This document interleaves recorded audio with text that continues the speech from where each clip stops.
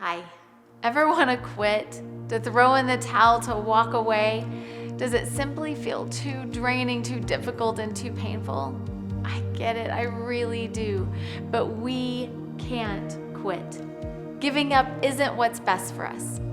Whenever God has called you to something, you cannot quit. Until He releases you, keep strapping on those running shoes and keep going.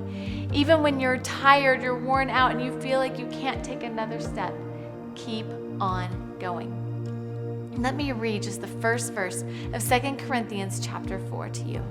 It says, "And so, since God in His mercy has given us this wonderful ministry, we never give up." God has given all of us a wonderful ministry. It might be the wonderful ministry of parenting. It might now be the wonderful ministry of homeschooling. It might be the wonderful ministry of checking in on your elderly neighbors. And it might be the wonderful ministry of inviting people to join you at church online through your social media. It might be the wonderful ministry of generosity. You have the ability right now to financially help people in need. It might be the wonderful ministry of your marriage. It might be the wonderful ministry of the small group you're connecting with virtually. It might be the wonderful ministry of prayer as you pray for your friends, your church, our city, our leaders, the sick.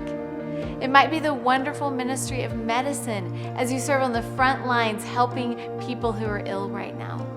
It might be the wonderful ministry of working at a grocery store. And wow, aren't we so thankful to you guys who are working at our grocery stores.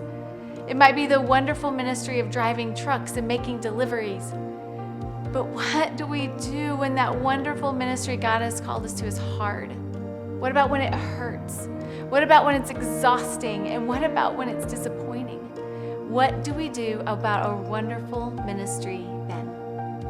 Well, we remember two things.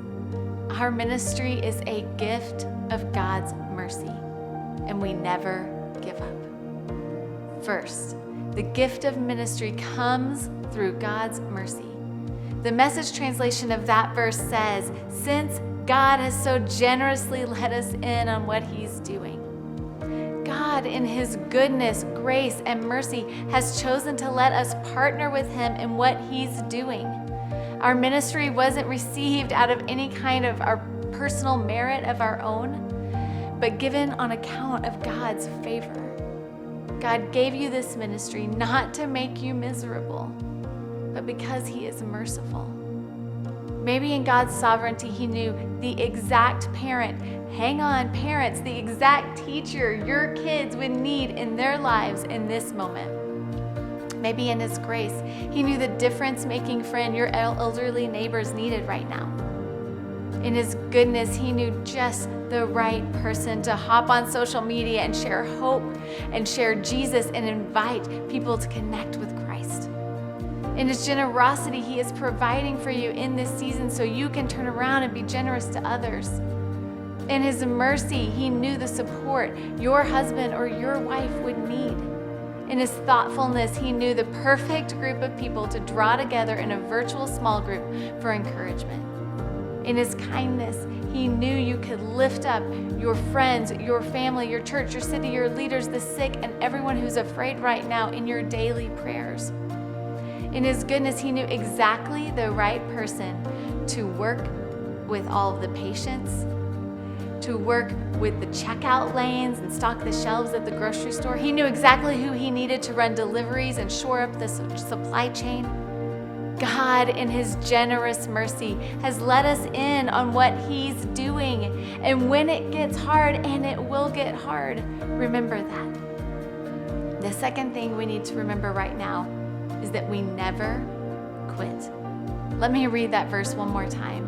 It says, "So, since God in His mercy has given us this wonderful ministry, we never give up." The Message translation puts the verse this way: "Since God has so generously let us in on what He's doing, we're not about to throw up our hands and walk off the job just because we run into occasional hard times." Hang on just for a second, Paul. Occasional hard times does not even begin to scratch the surface of what we have been enduring right now. The truth is that it doesn't really scratch the surface of what Paul went through either. later in 2 Corinthians, Paul details some of the occasional hard times he had. He was put in prison, whipped times without number, faced death again and again. 5 different times he was given 39 lashes. 3 times he was beaten with rods. Once he was stoned. 3 times he was shipwrecked. He once spent a whole night and a day pounded by the waves in a drift at sea. He faced danger from robbers, and he worked long, hard hours, enduring many sleepless nights. Right now, you might be thinking, okay, Paul, I too have worked hard and long, enduring many sleepless nights. I have spent 24 hours adrift at sea. I haven't been pounded by wave after wave of water, but I have been pounded by wave after wave of fear. I may not have been shipwrecked, but I have been wrecked by a layoff. I haven't been stoned or beaten with rods, but I have been beaten down by discouragement and depression. I haven't received 39 lashes, but anxiety has whipped me and left me with a battered heart. I haven't been in prison, but I have been imprisoned by loneliness and isolations, and sometimes I just want to quit. But remember, you are not about to throw up your hands and walk off the job just because we run into occasional hard times. These times, although terrible and tiresome, and they are terrible and tiresome, they are also temporary. Don't give up. Don't throw your hands up in the air, and don't walk away. Since God, in His mercy, has given us this wonderful ministry, we never give up.